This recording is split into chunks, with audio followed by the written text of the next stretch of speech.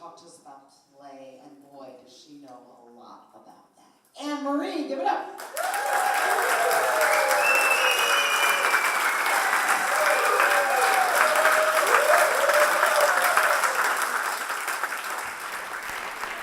Okay, so let's see if I see some new faces. Yeah, I didn't see you before. Where are you from? I'm from Brazil. Brazil, very nice. And I've seen you before, but I don't know, I'm not sure where you're from.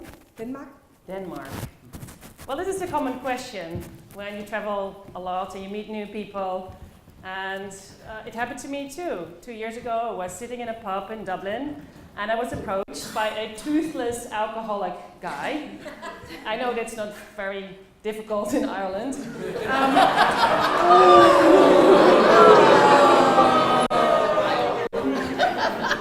But anyway, he asked me, you have such beautiful teeth. And then he said, where are you from? So I answered, I'm from the Netherlands, I'm from Eindhoven. Actually, to be precise, Veldhoven, which is a small town attached to Eindhoven. And I politely asked him back, where are you from?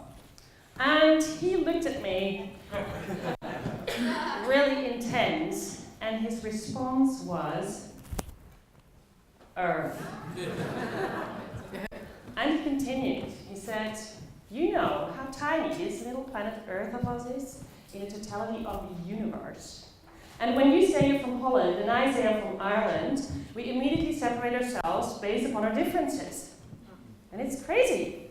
We do it all the time. And I said, yeah, you're absolutely right. So I changed the start of my TED Talk the next day into, hello, my fellow Earthlings. Because the talk is about play. And play is such a universal language. We can all speak it. No matter where we are born in this world, we are hardwired, our brains are hardwired to play. It's how we make meaning, it's how we connect. Unfortunately, some of us have lost it on our way to adulthood a little bit, or forgotten that it's part of it. And I lost it too. And it's such a universal language. So, and what happened to me was in 2002, I sat on the couch with a burnout. And during this time, when I had this burnout, and the cause of this burnout, it was that I was playing this game of seriousness, and I was playing it really well. And I didn't even realize it was a game. I played the perfect daughter, the perfect partner, the perfect whatever, and it drained all my energy. And during this time, I had a recurring dream of being on a mountain, on top of, like on a cliff, with a deep ravine. In front of me, this rope bridge, the kind of scary-looking rope bridges that collapse when the hero passes. And in the far distance, on the other side of the ravine, there was another mountain. And I could see a little girl standing on the other side. And I immediately realized when I woke up, I was both. I was this little girl on the other side, and I was the adult on this side. And the little girl was too small to cross. I was too fucking scared. Can you imagine being apart like that?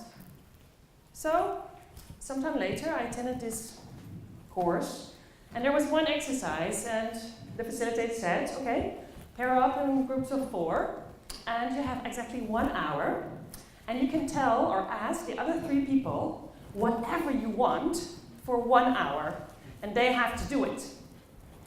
And immediately I thought, I want to play my dream. I want to cross my bridge. And I did. So I picked a young-looking girl. She could play the little me, and I picked a very warm, motherly type to give me confidence and love.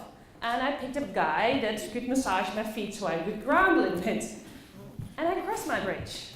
And when I crossed my bridge, I came to the little girl that was playing with some candies on the floor. And she just glanced at me for a second and returned to her play. And I was puzzled, like, I crossed my bridge. Now what? So I stood there just a second and I didn't know what to do, so I just sat down next to her. And we both started playing with the canvas on the floor. And then it was when it happened, the connection. I could feel it, and she could feel it. And we looked at each other, we could hug each other, and what happened next was incredible.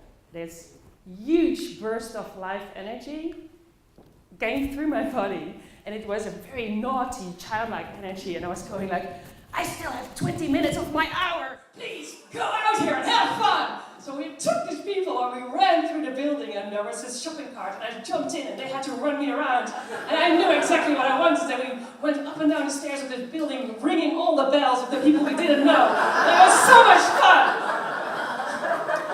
So from this experience, which was so life-changing for me, and really a pivotal moment, this Play Connect, it's such a powerful force. And so many of us have lost it. And therefore, for me, this is our mission. Or at least it's my mission, to connect people through play. And later on, in 2011, I saw this Twitter message. It was going to be International Blowing Bubble Day. And I thought, well, I have a business, I have a vision, Play Connects. So, fun, maybe I should do something with it. So I decided to do a little bit of an experiment. I thought, okay, let's go to a place where people are not behaving connected at all, and invite them to play and see what happens. So here's what I did. I bought 83, to be precise for the scientist, of these things. I couldn't find more. And I just went to the station of Eindhoven at 7 a.m. in the morning. I would go up to people and say, hello, good morning. My name is Annemarie. Did you know it's International Blowing Bubble Day today? And therefore I'd like to give you this. And I wish you a very nice day. And I would walk away. And see what was going to happen. Well, what do you think? What do you think? Well, there were several reactions. Of course, there were people that said no. But they didn't say it in a very normal way. They didn't say, sorry, my bus is arriving, or I'm not interested. It went more like, nice for my kids! Like, away with this thing, as soon as they could in their bags. Real terror coming from their eyes. Cat Puppet's assistant. Then, of course, there was also a large group of maybes. And the maybes, they accept the pot, walk around with it, and not open it. And luckily for me, there were some people accepting, and they're yes people. About 10% of the people were the yes people. And for me, it was fun because most of those people were in function, like police officers, taxi drivers, I don't know, maybe they needed a play break or something. So, and what happens with the yes people, and we have lots of yes people here, they generate a lot of energy, not only between themselves, like we feel in the room, but they are also able to attract the attention of the maybes, because the maybes are on the fence, like this girl, the blonde one, at the end, still in doubt. I don't know about this. It's 7 again, 7 o'clock. The maybes, for me, is the most interesting group of people. Maybe because I consider myself to be a maybe a lot of the times. But the maybes, if you invite the maybes into a playful experience, or into an experience that is just a bit slightly out of comfort zone for them, and you make it safe, and they do it, and they attach, and you attach, or they experience something really positive, it will transform them. And they will more likely become yes people and create this energy with a larger group of people. So they have shifting power. And I love this picture because the guy, on the end, this smile on this guy's face, yes, play connects in a very powerful and very quick way. But my main and biggest insight from this experiment, and probably you see it too in your work, the majority of people think play is something very scary and something to be ashamed of. So, what do we have to do? Well, I have a question for you. Are you happy to be here? Yes. Well, I'm really happy to be here because we have shifting power. I can sense that. So please repeat if you're happy. If you're happy and you know it, clap your hands. If you're happy and you know it, clap your hands. If you're happy and you know it, and you like to show it. If you're happy. Stop!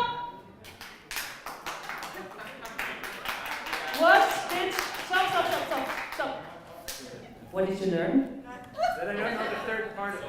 I don't know the lyrics. That's what we do as facilitators. We bring people in a playful experience. They get into their play zone. They get into their natural state of being. And what we do is we say, stop, get out of it. What did you learn?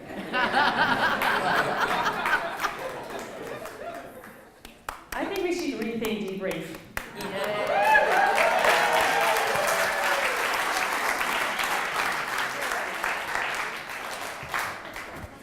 We are secret agents on a mission. We are here to uplift energy in this world because the world needs better energy, more positive people, more creativity, and most of all, more connectedness.